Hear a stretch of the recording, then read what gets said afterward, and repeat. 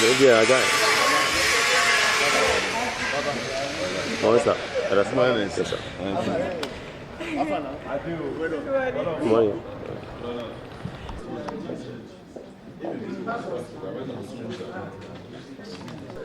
If you get on that same day, if they allow me, I'll travel. So what's your problem with passport? No, the ticket you have doesn't look like the one I used to Saudi Arabia. That's not my problem. Can you buy it? Yes. Because like the last time anybody produced the ticket to travel, that was 1990. These days we just use QR codes on my phone. I've not produced a passport in a long time in the US. You just use your phone. The passport is a QR code. You use it, they hit it on it. They say, oh, it's still living in the past. I don't know.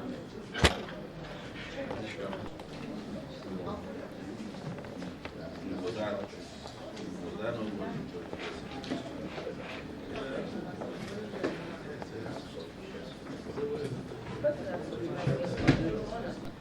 I just run away for 5